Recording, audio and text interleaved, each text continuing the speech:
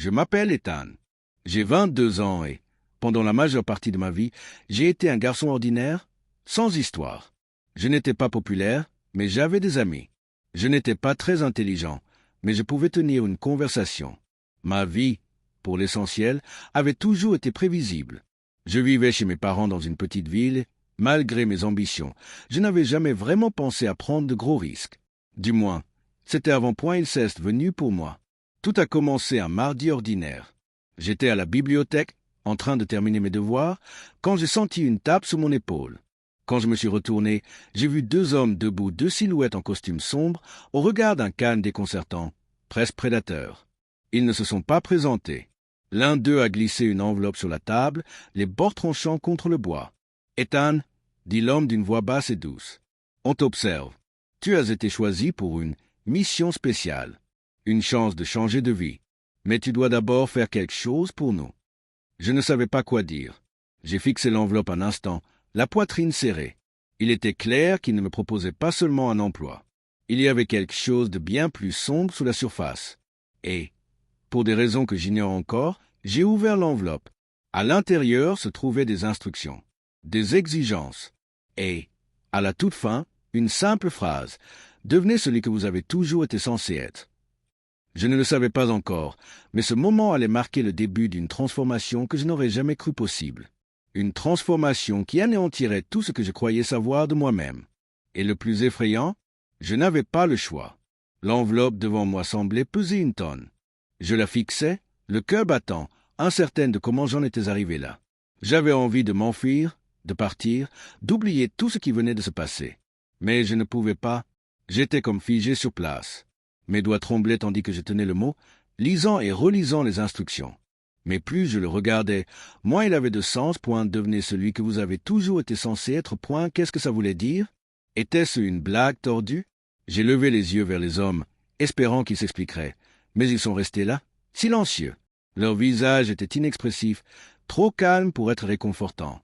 L'un d'eux a fait un signe de tête en direction du mot, les lèvres légèrement retroussées. « Tu as été choisi, Ethan, » dit-il. « C'est ta chance de changer. Mais tu devras faire exactement ce que nous te disons. » Plus j'y pensais, plus mon esprit tournait. Ce n'était pas une demande insignifiante. C'était quelque chose de plus important. Quelque chose que je ne pouvais contrôler. Les instructions qu'il me donnait n'étaient pas facultatives. C'étaient des exigences. Je n'avais aucune idée de ce qu'impliquait cette mission spéciale. Mais le ton de leur voix me disait que ce n'était pas une demande que je pouvais simplement refuser. Je me sentais piégé. Mon instinct me criait de m'enfuir, mais une partie de moi, enfouie au plus profond de moi, se demandait, était-ce vraiment ma chance d'atteindre quelque chose de plus grand? Quelque chose de meilleur? L'idée du changement, de la transformation, aussi intimidante et étrange soit-elle, me tiraillait. Pourrais-je vraiment devenir quelqu'un de différent? Était-ce ma chance d'échapper à la monotonie de ma vie, de ne plus être un simple visage parmi d'autres? Mais la réalité s'est imposée. Et si tout cela n'était qu'un piège? Et si je faisais tout ce qu'il voulait, pour me retrouver coincé dans un cauchemar sans issue? Je sentais la peur grandir en moi, poussant cette petite part d'espoir en moi. Je n'avais aucune idée de ce qui m'attendait, mais une chose était sûre, je ne pouvais plus revenir en arrière. J'avais du mal à respirer, assis là, l'esprit noyé dans un tourbillon de confusion et de peur. Mes mains étaient moites de sueur, tandis que je serrais le billet plus fort, les jointures douloureuses sous la pression. Chaque seconde passée assis là alourdissait le poids de la décision. Que étais-je censé faire? Ce n'était pas un jeu, et je ne pouvais absolument pas l'ignorer. Ces hommes, quels qu'ils soient, avaient été clairs. Il n'y avait pas de retour en arrière possible. J'ignorais totalement leur objectif final, mais une chose était sûre. C'était un point de non-retour. J'ai pris mon téléphone, le cœur battant la chamade, et j'ai parcouru mes contacts. À qui parler? À qui confier une chose aussi insensée? Mes doigts ont parcouru quelques noms avant de se poser sur celui de Sarah. Elle était la seule personne susceptible de comprendre, la seule qui ne me jugerait pas pour mon côté raté. Et j'écris rapidement, j'ai besoin de parler. Il se passe quelque chose et je ne sais pas quoi faire.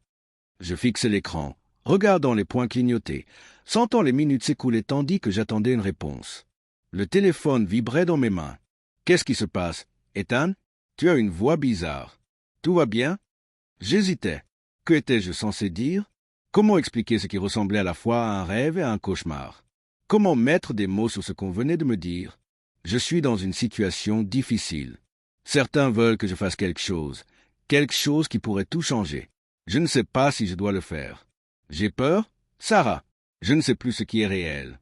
Le téléphone est resté silencieux trop longtemps et mon anxiété augmentait à chaque seconde qui passait. Allait-elle me prendre pour un fou? Étais-je fou? Avais-je déjà perdu le contrôle de ma vie? Finalement, le téléphone a vibré à nouveau. Je ne sais pas ce qui se passe, mais soyez prudents. Ne faites rien sans avoir une idée précise de la situation. Si ces personnes sont bien celles qu'elles prétendent être, vous ne voulez pas vous retrouver dans cette situation. Faites confiance à votre instinct. Je ressentais le poids de ces paroles, mais elles n'ont fait qu'aggraver mon conflit. Sarah avait raison, je devais me fier à mon instinct. Mais si mon instinct me disait de franchir le pas? Et si c'était l'occasion de faire quelque chose de différent? Quelque chose d'important? Et si j'étais sur le point de commettre la pire erreur de ma vie? Le téléphone a vibré à nouveau. Un autre message de Sarah. Quoi que tu fasses, assure-toi de ne pas être seul dans cette situation. Pas moi plus quand tu pourras. Je fixais ces mots, partagés entre l'envie de fuir et celle de m'enfoncer plus profondément dans cet inconnu. J'aurais voulu lui demander de venir à moi, de m'aider à y voir plus clair. Mais plus j'y réfléchissais, plus je réalisais que j'avais déjà pris ma décision. La décision ne concernait pas ce que je voulais, mais ce qu'il voulait. Et le temps me manquait. La porte de la pièce s'ouvrit brusquement, interrompant mes pensées. L'un des hommes entra, son regard arrivé au mien, un léger sourire aux lèvres. « Il est temps, Ethan, dit-il. Tu as fait ton choix ?» Je sentais mon pouls s'accélérer, mon estomac se nouer. Il n'y avait plus de temps pour hésiter. La décision avait déjà été prise pour moi, et maintenant je devais affronter la suite. Mon cœur battait fort lorsque la porte se referma derrière lui, le verrou claquant. J'étais prisonnière de ma propre indécision, du poids du choix à faire. Je ne pouvais plus faire marche arrière. Chaque nerf de mon corps me criait de m'échapper, de fuir et de ne jamais me retourner. Mais au fond de moi, je savais que ce n'était plus possible. Plus maintenant. L'homme dont le nom était encore inconnu se tenait là, me dominant de toute sa hauteur, étouffant. Son sourire narquois n'avait pas faibli, et je voyais la froideur dans ses yeux. Peu lui importait que je vive ou meure, que je me ruine ou que je prospère. Pour lui, je n'étais qu'un pion dans un jeu où je n'avais aucun pouvoir. Il me tendit la main, une invitation silencieuse au destin qui m'attendait. J'ai dégluti difficilement, essayant de calmer ma respiration. L'avertissement de Sarah résonnait dans ma tête, mais je ne pouvais nier l'attrait que me procurait l'inconnu. C'était plus que simplement survivre. Il s'agissait de me prouver que je n'étais pas impuissante, que je pouvais prendre mon destin en main, même si cela impliquait de m'aventurer dans l'inconnu. « Et si je refuse ?» demandai-je d'une voix à peine murmurée, même si je connaissais déjà la réponse. Il haussa les épaules nonchalamment. « Alors tu ne pourras plus sortir d'ici. » C'était ça, c'était l'ultimatum. La conséquence d'un refus, rester ici, tout perdre. Mais qu'est-ce que cela signifiait si j'acceptais? Que me coûterait réellement de devenir quelqu'un d'autre? Pourrais-je rester moi-même, ou ce changement me briserait-il? J'ai fermé les yeux, pris une dernière inspiration avant d'acquiescer. Mon voyage, ma transformation allait commencer. Le premier changement survint lorsqu'ils me fourrèrent les vêtements dans les mains, un chemisier blanc, une jupe, des collants et des talons. J'hésitais, les yeux fixés sur la tenue, son poids s'abattant soudain sur moi comme une couverture étouffante. C'était ça, le début de quelque chose que je ne pouvais défaire. Mes doigts tremblaient en tenant le tissu. Sa douceur m'était inconnue, étrangère. Je ne m'étais jamais senti aussi mal dans ma peau. Mon estomac se noua tandis que je me déshabillais, l'air froid me picotant la peau.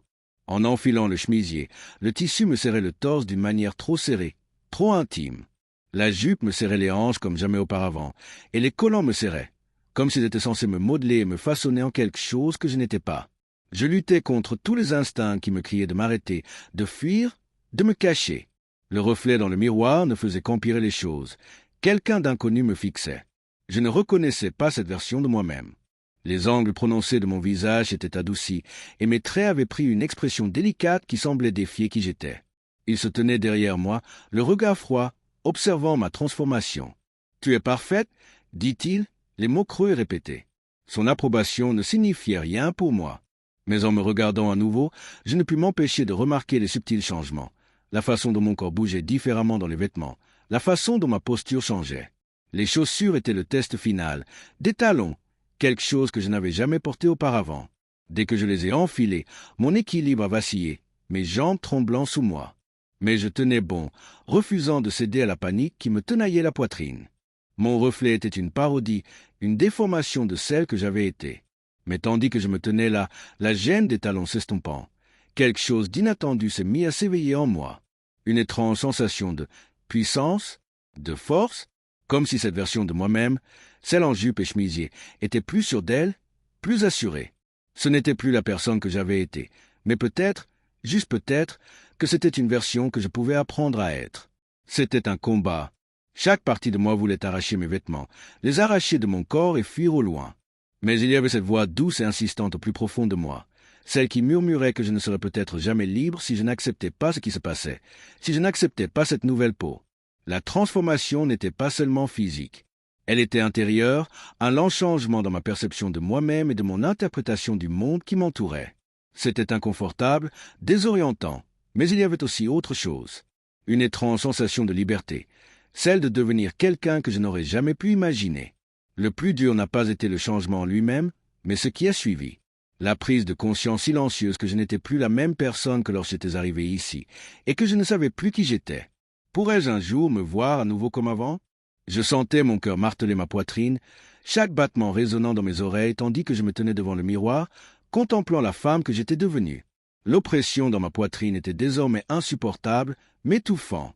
Mes mains, autrefois tremblantes de terreur, tremblaient maintenant d'une autre forme de peur, la peur de ce que j'allais affronter. La porte derrière moi s'ouvrit dans un léger grincement. Il entra dans la pièce, me scrutant du regard avec la même froide indifférence, mais il y avait quelque chose de différent dans son regard. Ce n'était plus le regard désinvolte de quelqu'un qui impose un jeu tordu. C'était quelque chose de plus sombre, de plus définitif. Mon estomac se noua. « Tu le vois maintenant ?» Sa voix était douce, mais il y avait une pointe d'attente dans son ton, comme s'il attendait que je craque. Je ne pouvais pas le regarder. « Pas maintenant. Pas après tout ça. Tu ne comprends pas, n'est-ce pas ?» dis-je d'une voix tremblante, mais il y avait maintenant une pointe d'ironie, une détermination qui n'existait pas auparavant. « Tu crois que c'est un jeu? Que c'est quelque chose que je peux accepter? Tu as tout gâché. » Une lueur d'incertitude, peut-être, traversa son visage, mais elle disparut avant que je puisse en être sûr. Au lieu de cela, il fit un pas vers moi, le regard dur. « Tu apprendras. Tu comprendras bien assez tôt. » Son ton était définitif, comme s'il avait déjà décidé de mon sort. Je me détournai de lui et fis un pas vers la porte, mais mes jambes faiblirent sous moi. Je ne pouvais plus garder mon masque. Les vêtements, tout me semblait un mensonge. Mais lorsque j'atteignis la porte et touchai la poignée, une horrible pensée me saisit. Et si je ne pouvais pas m'échapper? Et si j'étais coincé ici pour toujours, coincé dans cette nouvelle peau, cette nouvelle vie? La porte ne s'ouvrit pas. Je tirai à nouveau, plus fort cette fois, mais elle était verrouillée. La panique monta en moi, mais quelque chose d'autre s'embrasa aussi. Ce n'était pas de la colère, non. C'était quelque chose de plus froid, de plus vif, de plus déterminé. Je me retournai, le regardant dans les yeux, le poids de ma transformation, s'abattant sur moi comme un lourd manteau. Je compris alors qu'il ne s'agissait plus seulement de fuir.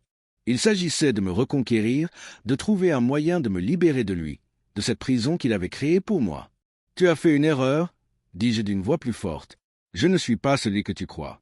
Je me battrai jusqu'à ma liberté. » Cette prise de conscience m'a frappé avec une clarté cruelle. Je n'étais plus seulement la victime de son jeu pervers. Cette transformation m'avait transformé d'une manière que je n'avais pas encore pleinement comprise, mais je n'étais plus impuissante. Et peu importe le temps que cela prendrait, je trouverais une issue. Les jours qui suivirent furent un mélange de confusion, de peur et d'un étrange sentiment de puissance. Il me fallut tout mon être pour m'adapter à ma nouvelle réalité, à cette peau que je ne reconnaissais pas, à ce visage dans le miroir qui me semblait étranger et pourtant familier. Mais avec le temps, quelque chose changea en moi. Je n'étais plus la même personne qui était entrée dans cette pièce, terrifiée par l'inconnu. Non, j'avais trouvé de la force dans ma vulnérabilité. Mon esprit était devenu plus clair, plus vif, plus sensible au pouvoir que j'avais sur mon destin. Il ne s'agissait pas seulement de mon corps, de mon apparence. J'avais appris que j'avais plus de contrôle sur mon avenir que je ne l'aurais jamais cru possible. Il y eut des moments, fugaces et brefs, où je pouvais presque oublier la terreur, la violation. Mais ces instants étaient toujours éclipsés par une compréhension plus profonde. Ce voyage, aussi douloureux fut-il, m'avait rendu plus forte. Le monde m'avait enfermé dans une boîte que je n'avais pas choisie, mais il ne tenait qu'à moi de me laisser engloutir par lui ou de me frayer un chemin vers quelque chose de nouveau. Avec le recul, je réalise que ce qui semblait être un changement irréversible était, en réalité, une opportunité. Une opportunité d'apprendre, de grandir, de devenir quelqu'un de différent, mais plus fort. L'homme qui m'avait amené ici pensait peut-être m'avoir brisé, mais il n'a fait que forger une nouvelle version de moi.